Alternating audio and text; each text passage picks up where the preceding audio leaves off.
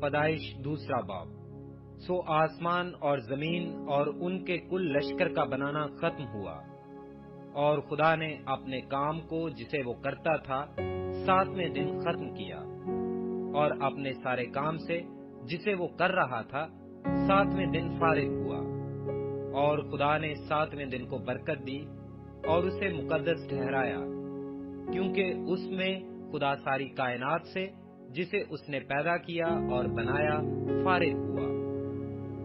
یہ ہے آسمان اور زمین کی پیدائش جب وہ خلق ہوئے، جس دن خدا نے زمین اور آسمان کو بنایا، اور زمین پر اب تک کھیت کا کوئی پودا نہ تھا، اور نہ میدان کی کوئی سبزی اب تک اگی تھی، کیونکہ خدا نے زمین پر پانی نہیں برسایا تھا، اور نہ زمین جوتنے کو کوئی انسان تھا، بلکہ زمین سے کوہر اٹھتی تھی اور تمام روئے زمین کو سیراب کرتی تھی۔ اور خدا نے زمین کی مٹی سے انسان کو بنایا اور اس کے نتنوں میں زندگی کا دم پھونکا، تو انسان جیتی جان ہوا۔ اور خدا نے مشرق کی طرف عدن میں ایک باغ لگایا اور انسان کو جسے اس نے بنایا تھا وہاں رکھا۔ اور خدا نے ہر درخت کو جو دیکھنے میں خوشنما اور کھانے کے لیے اچھا تھا زمین سے اگایا، اور باغ کے بیچ میں حیات کا درخت اور نیک و بد کی پہچان کا درخت بھی لگایا۔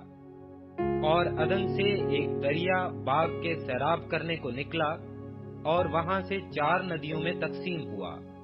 پہلی کا نام فیسون ہے، جو حویلا کی ساری زمین کو جہاں سونا ہوتا ہے گھیرے ہوئے ہے، اور اس زمین کا سونا چوکھا ہے، اور وہاں موتی اور سنگے سلیمانی بھی ہیں۔ اور دوسری کا نام جہون ہے، جو کوش کی ساری زمین کو گھیرے ہوئے ہے۔ اور تیسری ندی کا نام دجلہ ہے، جو آسور کے مشرق کو جاتی ہے۔ اور چوتھی ندی کا نام فرات ہے۔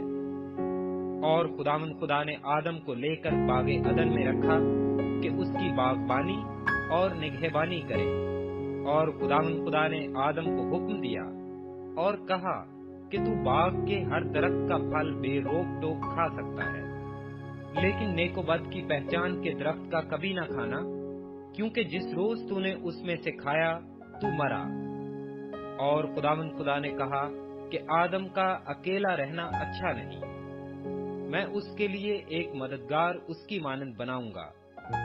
اور خدا نے کل دشتی جانور اور ہوا کے کل پرندے مٹی سے بنائے، اور ان کو آدم کے پاس لایا کہ دیکھے کہ وہ ان کے کیا نام رکھتا ہے۔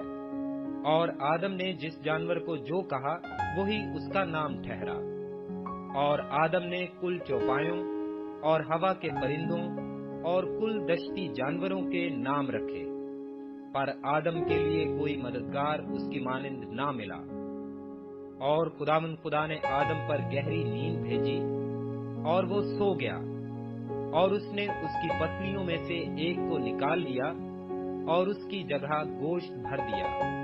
اور خدا اس پسلی سے جو اس نے آدم میں سے نکالی تھی ایک عورت بنا کر اسے آدم کے پاس لایا۔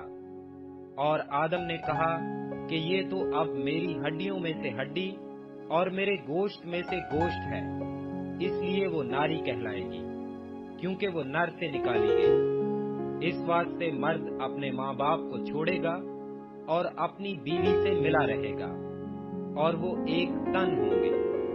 اور آدم اور اس کی بیوی دونوں ننگے تھے اور شرماتے نہ تھے۔